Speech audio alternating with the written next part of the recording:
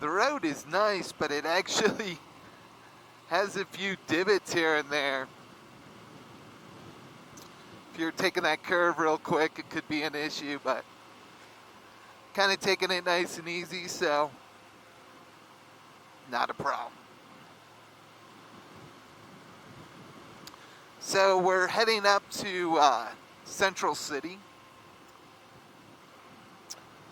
which is actually quite historic. I was talking to a local not too long ago, and what they were telling me is there's two gambling towns up here. One's called Central City and one's called Blackhawk. Central City has ordinance that states that all buildings need to be historic in nature and keep their original architecture. Whereas Blackhawk, they just tear all the old buildings down and rebuild. So Central City's actually really kind of gorgeous.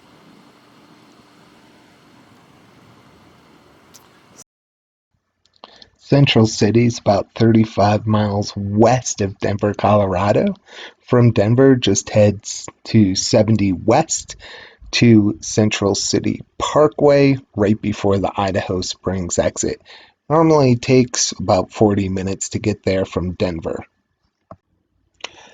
Back in 1859, John Gregory discovered the Gregory lode, which really started Central City, Blackhawk, and Nevadaville's gold rush days. There was so much gold in the area of Central City that at one point the area was called the richest square mile on Earth. That says a lot given all of the different gold rush towns that occurred during that time in the mountainous west of the United States. At one point in 1861, it was recorded that Central City had 217 fistfights, 97 revolver fights, 11 Bowie knife fights, and one dog fight. You gotta love those gold rush towns. Back in 1874, there was a great fire which occurred in Central City, and it burnt down the majority of the buildings. So it only took a matter of months for the citizens to actually rebuild the city using masonry and brick building techniques compared to the old wooden structures that occurred previously. It really does show you how much commerce and money was actually flowing through Central City at the time for them to rebuild the city so quickly. Back then, everything worked a little bit slower. Construction techniques and so forth. It was all basically handmade products. But yet, there was a financial need to rebuild this city, and they did it in an extremely quick manner. Rather impressive. So all around this place, you see one gambling establishment after another. So if you want to gamble, this is a great place to be. Personally, not a gambling guy, but I do love to ride on the open roadways as well as hit the dirt trails on my motorcycle. So this is a wonderful central location to motorcycle.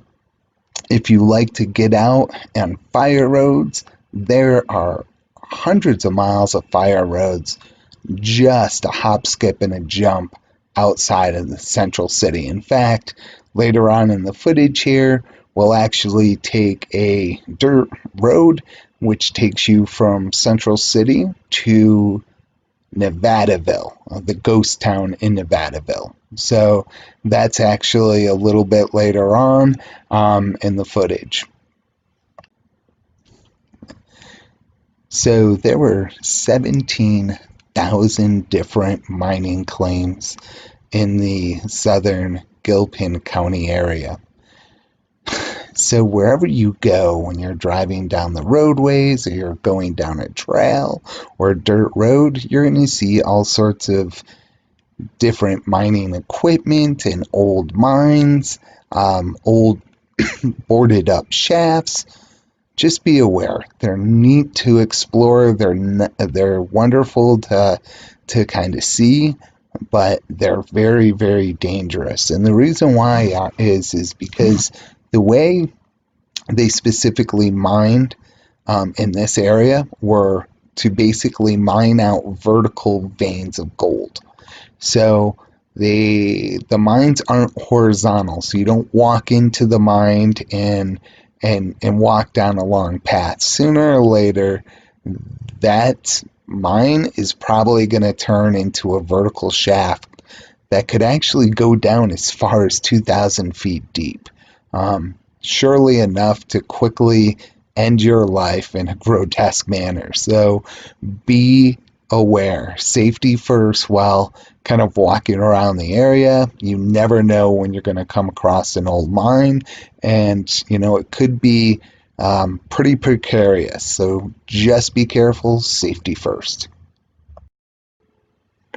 Right outside the city, once I started to explore some dirt roads, I immediately found three really old, well kept cemeteries. So they were really kind of neat to walk around to explore.